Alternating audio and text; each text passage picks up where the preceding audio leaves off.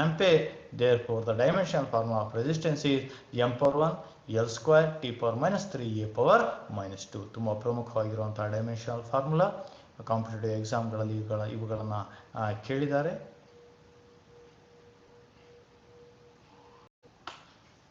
Then let's define the SI unit of resistance, that is ohm ಅನ್ನು define ಮಾಡೋಣ. ನಾವು ಈಗಾಗಲೇ ಓದಿದ್ದೀವಿ R is equal to V by I ಅಂತ. ಹಾಗೆಯೇ 1 ohm resistance ಯಾವಾಗ ಆಗಕ್ಕೆ ಸಾಧ್ಯ? ನಾವು ಅಪ್ಲೈ ಮಾಡಿದಂಥ ಪೊಟೆನ್ಷಿಯಲ್ ಡಿಫರೆನ್ಸ್ 1 ವೋಲ್ಟ್ ಆಗಿದ್ದು ಹರಿತಾ ಇರುವಂಥ ಎಲೆಕ್ಟ್ರಿಕ್ ಕರೆಂಟ್ 1 ಆಂಪಿಯರ್ ಆದಾಗ the resistance of that conductor is 1 ohm. ಕಂಡಕ್ಟರ್ನ ಕ್ರಾಸ್ 1 ವೋಲ್ಟ್ ಪೊಟೆನ್ಷಿಯಲ್ ಡಿಫರೆನ್ಸ್ ಇಟ್ಟು ಕಂಡಕ್ಟರ್ ಒಳಗೆ 1 ಆಂಪಿಯರ್ ಕರೆಂಟ್ ಹರಿತಾ ಇದ್ರೆ ಆ ಕಂಡಕ್ಟರಿನ ಪೊಟೆನ್ಷಿಯಲ್ ರೆಸಿಸ್ಟೆನ್ಸ್ ಏನಾಗಿರುತ್ತೆ? 1 ಓಮ್ ಆಗಿರುತ್ತೆ. Just imagine A conductor have applied A potential difference of 1 volt. If 1 ampere of current is flowing through the conductor, then the resistance of the conductor is 1 ohm. Therefore, resistance of a conductor is said to be 1 ohm if the potential difference of 1 volt produces 1 ampere current through it. 1 ampere current ಅದರೊಳಗೆ ಉತ್ಪತ್ತಿ ಮಾಡಿದಾಗ ಕಂಡಕ್ಟರ್ನ resistance ಎಷ್ಟಿರುತ್ತೆ? 1 ohm ಆಗಿರುತ್ತೆ. Now, what is the cause of resistance? Resistance ಉಂಟಾಗೋದಕ್ಕೆ ಕಾರಣ ಏನು? As you know, there are a large number of electrons in a conductor. When the potential difference is applied across the ends of the conductor, the free electrons move with higher energy and collide among themselves, or collide with the ions, or collide with the atoms, or collide with some dust particles may be present in the conductor, and these things causes obstacle to the flow of charges, that is flow of electrons. Hence, we can observe this obstacle produced to the flow of charges is called as resistance. ಅವುಗಳು ಏನು ಅಡಚಣೆಯನ್ನು ತಡೆಯನ್ನು ಉಂಟು ಮಾಡ್ತಿದ್ದಾವೋ ಇದನ್ನು ನಾವು resistance ಅಂತ ಕರಿತೀವಿ. ಹಾಗೆ ಅಡಚಣೆ ಇಲ್ಲ ಅಂದರೆ ಏನಾಗುತ್ತೆ? We call it as conductance. Then because of the field there is a obstacle created by the atoms, the ions, the dust particle present in the conductor. This obstacle we call it as resistance. Then what is conductance? Reciprocal of the resistance, ರೆಸಿಸ್ಟೆನ್ಸಿನ ವಿರುದ್ಧವನ್ನ conductance ಅಂತೀವಿ. Resistance ಅಂತೆ ಅಡಚಣೆ, conductance ಅಂದರೆ ಹರಿಯೋದಕ್ಕೆ ಬಿಡೋದನ್ನ ನಾವು conductance ಅಂತ ಕರಿತೀವಿ. The reciprocal of resistance is known as conductance. Therefore, conductance is denoted by symbol G. G is equal to 1 by R. Then what is the SI unit of conductance? It is Simon. Simon is the SI unit of conductor, and it is, as it is reciprocal of resistance, it is also termed as mho. MHO, mho, or inverted omega is representation of the SI unit of conductance. Then what is the dimensional formula of conductance? G is equal to 1 by R. Reciprocal of, take the reciprocal of the dimensional formula of resistance, m power minus 1, L power minus 2, T power 3, or A square into A square. M power minus 1, L power minus 2, T power 3, A square is the dimensional formula of conductance.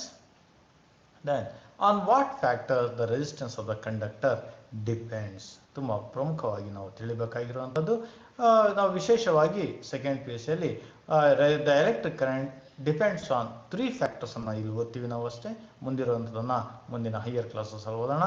ಇಲ್ಲಿ ನಾವು ಅಭ್ಯಾಸ ಮಾಡುವಂಥದ್ದು the resistance of the conductor depends on the mainly the dimensions ಅಂದಾಗ length and area of cross section, ನಂತರ temperature. 3 factors ಅನ್ನು ನಾವು ಇಲ್ಲಿ ಅಭ್ಯಾಸ ಮಾಡ್ತೀವಿ. 3ರಲ್ಲಿ 2 ಫ್ಯಾಕ್ಟರ್ಸ್ ಅನ್ನು ಇಲ್ಲಿ ನಾವು ಡಿಸ್ಕಸ್ ಮಾಡೋಣ, length and area. If the length is increased, length ಅನ್ನು ನಾವು ಇನ್ಕ್ರೀಸ್ ಮಾಡ್ತಾ ಹೋದಾಗ ಎಲೆಕ್ಟ್ರಾನ್ಗಳು ಚಲಿಸುವಂತಹ ದೂರ ಏನಾಗುತ್ತೆ, ಹೆಚ್ಚಾಗುತ್ತೆ. ಚಲಿಸುವ ದೂರ ಹೆಚ್ಚಾಗ್ತಾ ಇದೆ ಅಂದರೆ ಅದು ಅನುಭವಿಸುವಂತಹ ಕೊಲೈಷನ್ಸ್ಗಳ ಸಂಖ್ಯೆ ಜಾಸ್ತಿ ಆಗುತ್ತೆ. ಅಂದರೆ ಮಧ್ಯ ಸಿಗುವಂಥ ಆಟಮ್ಗಳಾಗಿರ್ಬೋದು, ಅಯಾನ್ಸ್ ಆಗಿರ್ಬೋದು, ಡಸ್ಟ್ ಪಾರ್ಟಿಕಲ್ಸ್ ಆಗಿರ್ಬೋದು, ಅವುಗಳ ಸಂಖ್ಯೆ ಹೆಚ್ಚಾಗೋದ್ರಿಂದ ಅದು ಅನುಭವಿಸುವಂಥ ಕೊಲೈಷನ್ಸ್ ಜಾಸ್ತಿ ಆಗುತ್ತೆ. ಹಾಗಾಗಿ ಅಬ್ಸ್ಟಕಲ್ ಹೆಚ್ಚುತ್ತಾ ಹೋಗುತ್ತೆ, ರೆಸಿಸ್ಟೆನ್ಸ್ ಜಾಸ್ತಿ ಆಗುತ್ತೆ. ದೇರ್ಫೋರ್ ದ ಲೆಂತ್ ಮತ್ತು ರೆಸಿಸ್ಟೆನ್ಸ್ ಡೈರೆಕ್ಟ್ಲಿ ಪ್ರಪೋರ್ಷನೇಟ್ ಆಗಿರುತ್ತೆ. ಲೆಂತ್ ಜಾಸ್ತಿ ಆದಂಗೆ ರೆಸಿಸ್ಟೆನ್ಸ್ ಹೆಚ್ಚಾಗುತ್ತೆ. ಅದೇ ಏರಿಯಾ ಆಫ್ ಕ್ರಾಸ್ ಸೆಕ್ಷನ್ ಹೆಚ್ಚಾದರೆ, if the area of cross section ಜಾಸ್ತಿ ಆಗ್ತಾ ಇದೆ, ಏರಿಯಾ ಆಫ್ ಕ್ರಾಸ್ ಸೆಕ್ಷನ್ ಅಂದರೆ ಕಂಡಕ್ಟರ್ ದಪ್ಪ ಆಗ್ತಾ ಇದೆ ಅಂದರೆ ಏರಿಯಾ ಆಫ್ ಕ್ರಾಸ್ ಸೆಕ್ಷನ್ ಹೆಚ್ಚಾಗ್ತಾ ಇದೆ ಅಂದಾಗ ಅದರಲ್ಲಿ ಚಾರ್ಜಸ್ಗಳು ಚಲಿಸೋದಕ್ಕೋಸ್ಕರ ಇರುವಂತಹ ಜಾಗ ಜಾಸ್ತಿ ಆಗುತ್ತೆ. ಹಾಗಾಗಿ ಎಲೆಕ್ಟ್ರಾನ್ಗಳು ಸುಲಭವಾಗಿ ಹರಿತವೆ. The resistance decreases. Therefore, the resistance of the conductor is directly proportional to length of the conductor or is proportional to L, and similarly, resistance of the conductor is inversely proportional to the area of the cross section of the conductor. ಅಂದರೆ area ಜಾಸ್ತಿ ಆದಂಗೆ resistance ಕಡಿಮೆ ಆಗುತ್ತೆ, area ಕಡಿಮೆ ಆದಂಗೆ ಜಾಗ ಕಡಿಮೆ ಇರುತ್ತೆ ಚಾರ್ಜ್ಗಳ ಹರಿಯುವಿಕೆಗೆ, ಹಾಗಾಗಿ ರೆಸಿಸ್ಟೆನ್ಸ್ ಜಾಸ್ತಿ ಆಗುತ್ತೆ. The resistance is inversely proportional to area. ಎರಡನ್ನು ಕ್ಲಬ್ ಮಾಡಿದಾಗ resistance is depends on length and area, L by A. If I remove this proportionality, ಈ ಪ್ರಪೋರ್ಷನಾಲಿಟಿಯನ್ನು ತೆಗೆದಾಗ we will get one of the very important property of material of the conductor. ಮೆಟೀರಿಯಲಿನ ತುಂಬ ಪ್ರಮುಖವಾದ property ಸಿಗುತ್ತೆ. That property we define it as the resistivity of material of the conductor. It is denoted by rho. R is equal to rho L by A, where rho is constant of proportionality called resistivity of material of the conductor. ಹಾಗೆ ಈ resistivity ಅಂದರೆ ಏನು ಅನ್ನೋದನ್ನ ಅಭ್ಯಾಸ ಮಾಡೋಣ. R is equal to rho L by A. ಈಗಾಗಲೇ ನೋಡಿದ್ದೀವಿ equation, ಸ್ವಲ್ಪ ಇದನ್ನು ರೂಪಾಂತರ ಮಾಡ್ತೀನಿ. Rho is equal to cross multiply ಮಾಡಿದಾಗ ಆರ್ ಎ ಬೈ ಎಲ್ ಆಯಿತು. ಹಾಗೆ ಆರ್ ಎ ಬೈ ಎಲ್ ಅಲ್ಲಿ ನಾನು ಏರಿಯಾ ಯೂನಿಟ್ ಏರಿಯಾ ಮಾಡ್ತೀನಿ, ಲೆಂತನ್ನು ಯೂನಿಟ್ ಮೀಟರ್ ಆಗಿ ಕನ್ವರ್ಟ್ ಮಾಡ್ತೀನಿ. Therefore if area is 1 meter square and length is 1 meter, then the resistivity is the resistance. ಇವುಗಳನ್ನು ಒಂದು ವಾಕ್ಯದ ಮೂಲಕ ಹೇಳ್ತಾ ಹೋದಾಗ, if the length of the conductor is 1 meter and area of cross section is 1 meter square, then the resistance of that conductor is called as resistivity. Let's try to define rectangular bar idre ಹಾಗೂ circular cylindrical wire ಇದ್ದಾಗ ಈ ರೀತಿಯಲ್ಲಿ ನಾವು ಕಲ್ಪನೆ ಮಾಡ್ಕೊಳ್ಳೋಣ. Therefore, the resistivity is the resistance of a conductor of unit length and unit area of cross section. 1 metre ಉದ್ದವಿದ್ದು 1 metre area of cross section ಇರುವಂತಹ ಒಂದು ಕಂಡಕ್ಟರ್ನ ರೆಸಿಸ್ಟೆನ್ಸ್ ಅನ್ನ we term it as resistivity. Therefore, resistivity of the material of conductor is defined as the resistance of a conductor of unit length and unit area of cross section. ತುಂಬಾನೇ ಪ್ರಮುಖವಾದಂತಹ ಒಂದು physical quantity. Then let's see what is the dependency. The resistivity depends on nature of the material of the conductor. ಅಂದರೆ material change ಆದಂಗೆ resistivity change ಆಗುತ್ತೆ. ಕಾಪರಿಗೆ ಒಂದು ರೀತಿಯ resistivity, iron ಬೇರೆ resistivity, material change ಆಯಿತು. ಸಿಲ್ವರ್ ರೆಸಿಸ್ಟಿವಿಟಿ ಬದಲಾಯಿತು. ಅದೇ ರೀತಿ ಇವುಗಳ ಮಿಶ್ರ ಲೋಹಗಳನ್ನು ತಗೊಂಡಾಗ, ಅಲಾಯ್ಸ್ನ ತಗೊಂಡಾಗ, ನಿಕ್ರೋಮ್ ಅಥವಾ ಮ್ಯಾಂಗನೀನ್ ತಗೊಳ್ಳಿ, ಅದರ ರೆಸಿಸ್ಟಿವಿಟಿ ಚೇಂಜ್ ಆಗುತ್ತೆ. ಜಸ್ಟ್ ಮೆಟೀರಿಯಲ್ ಚೇಂಜ್ ಆದಾಗ, ಅವುಗಳ ಮೆಟೀರಿಯಲ್ ಇರುವಂಥ ಆಟಮ್ ಸ್ಟ್ರಕ್ಚರನ್ನು ನಾವು ನೋಡಿದಾಗ, ಲ್ಯಾಟಿಸ್ಗಳನ್ನು ನೋಡಿದಾಗ, ಅವುಗಳ ರಚನೆಯ ಮೇಲೆ ನಮಗೆ ರೆಸಿಸ್ಟಿವಿಟಿ ಡಿಪೆಂಡ್ ಆಗಿರುತ್ತೆ. Therefore the resistivity changes from material to material of the conductor. Then resistivity is independent of dimensions. ಕಂಡಕ್ಟರಿನ ಡೈಮೆನ್ಷನ್ ಮೇಲೆ ಡಿಪೆಂಡ್ ಆಗಿರಲ್ಲ, ಕೇವಲ ಮೆಟೀರಿಯಲ್ ಮೇಲೆ ಡಿಪೆಂಡ್ ಆಗಿರುತ್ತೆ. Whatever the length, whatever the area of the conductor, resistivity remains constant. Resistivity depends on temperature of the conductor. This is very important. ಮುಂದೆ ಇದನ್ನು ಅಭ್ಯಾಸ ಮಾಡ್ತೀವಿ. Resistivity changes with the change in temperature. ಟೆಂಪರೇಚರಲ್ಲಿ ಬದಲಾವಣೆ ಆದಾಗ resistivity change ಆಗುತ್ತೆ. ಇದನ್ನು ಮುಂದೆ ಅಭ್ಯಾಸ ಮಾಡೋಣ. The SI unit of resistivity is, if I take the relation ρ equal RA by L, resistance unit ohm ಆಗಿದೆ, area meter square ಆಗಿದೆ, length meter ಆಗಿದೆ. Therefore, the SI unit of resistivity is ohm meter. The dimensional formula of resistivity is ρ is equal to RA by L, dimensional formula of resistance, dimensional formula of area, dimensional formula of length. ಮೂರನ್ನು substitute ಮಾಡೋಣ. ರೆಸಿಸ್ಟೆನ್ಸಿನ dimensional formula m power 1, L power 2, T power -3, A power -2. ಏರಿಯಾದ dimensional formula L square. ಲೆಂತಿನ dimensional formula L power 1. Simplify ಮಾಡಿದಾಗ the dimensional formula of resistivity is m power 1, L 1L cancel ಆಯಿತು, L cube ಆಯಿತು, m power 1, L cube, T power -3, A power -2 is the dimensional formula of resistivity. As like resistance ಗೆ ನಾವು resistivity per unit length, unit area ಅಂತ ನೋಡಿದ್ವಿ, unit volume ಅಂತ ಕರಿಬಹುದು.